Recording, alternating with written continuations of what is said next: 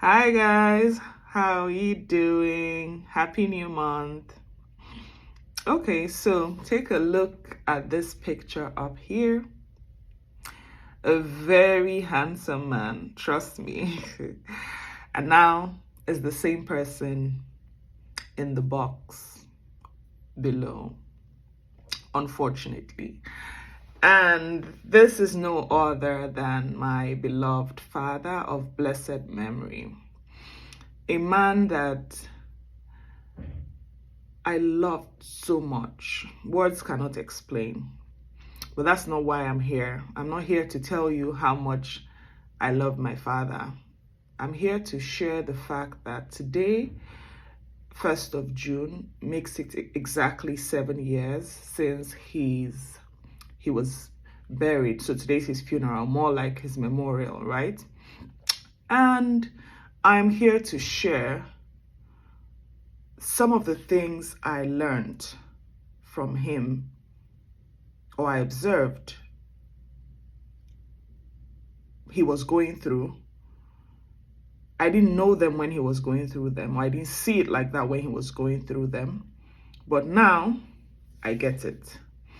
And yeah, this is quite a tough video because if you know me, you'll know that I had a very, very, very great relationship with my father. My father was really my best friend. You know, most of the things that I've learned and I am today is because God put him in my life, or put me in his life, either way. So it's difficult. And I think this is the first time I'll be publicly talking about my father. So may his soul continue to rest, and I'll go straight to it, yeah? When my mother passed, which was years before my father passed, so my mother passed first, right?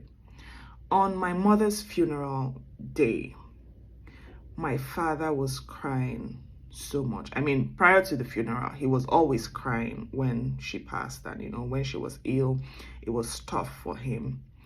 But on the day of the funeral, he was crying a lot. He was, you know, people were trying to say, oh, don't cry, you're a man. I was also trying to tell him, Daddy, you don't need to cry, don't worry, just be strong.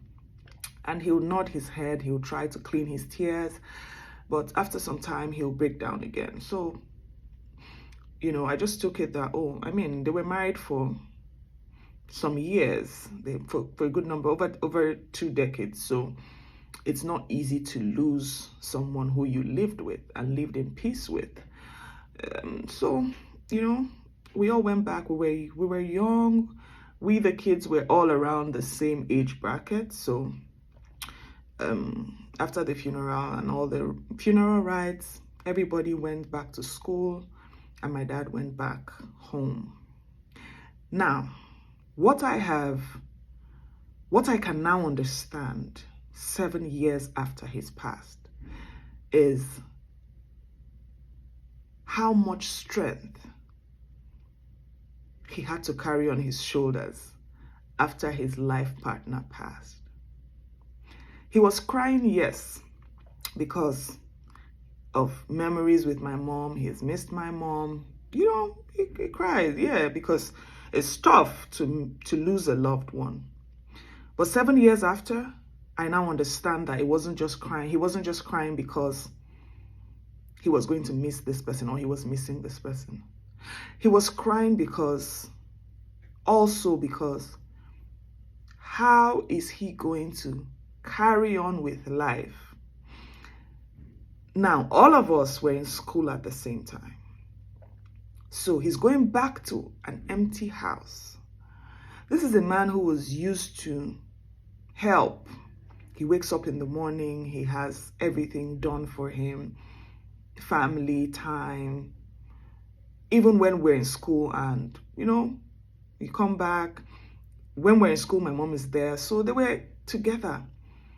And then all of a sudden, he's left to deal with the financial responsibility alone, the emotional, psychological, mental responsibility of keeping all of us together.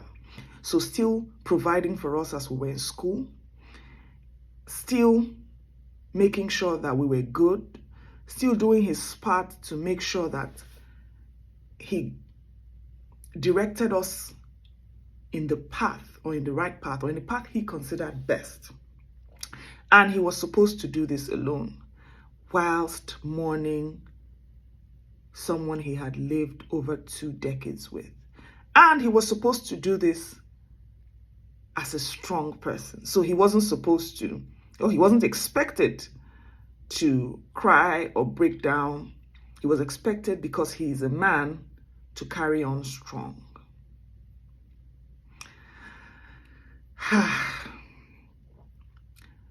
I only can imagine what those years without us being available for him or being with him, and without my mom being there.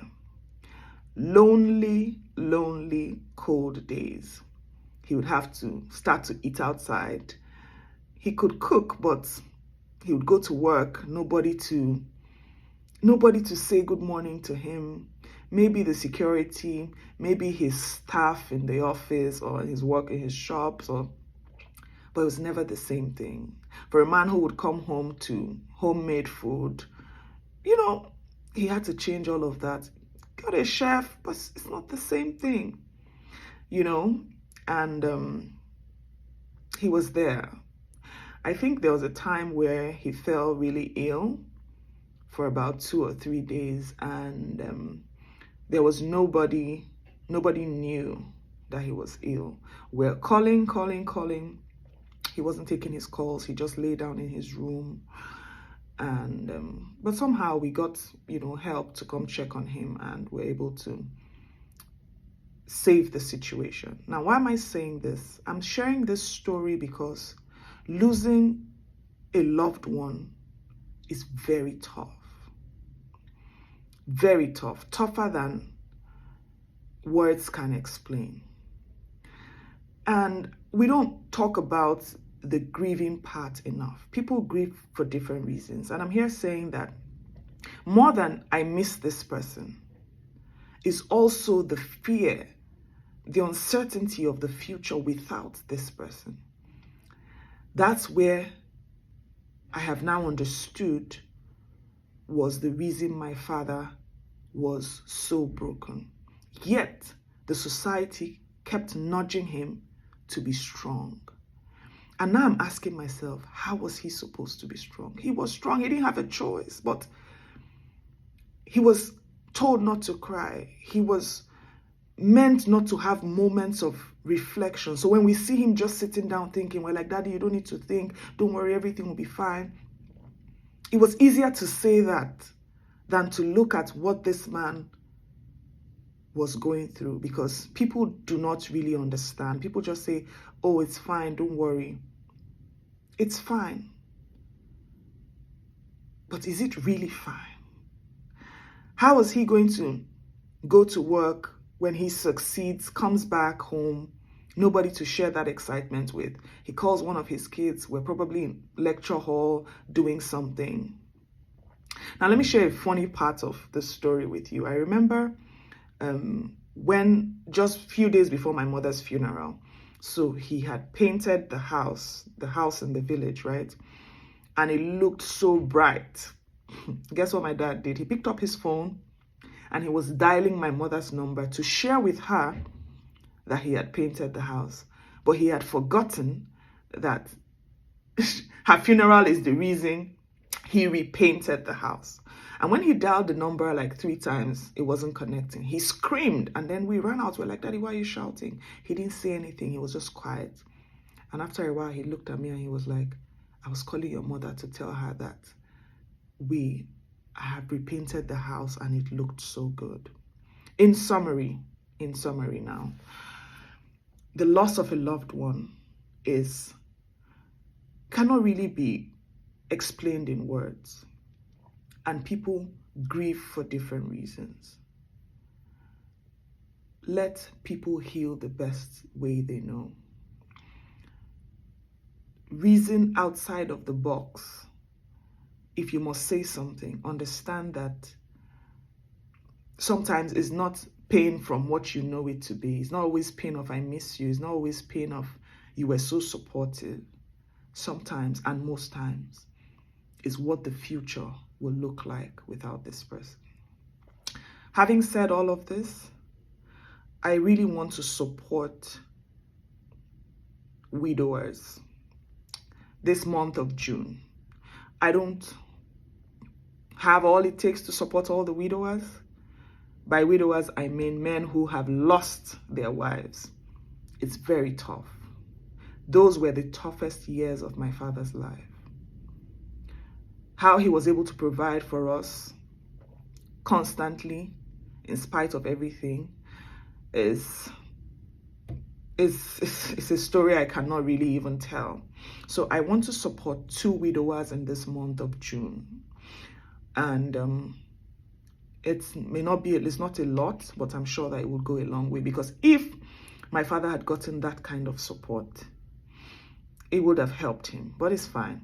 I want to give out 250,000 naira each. That's 500,000 to 2 widowers.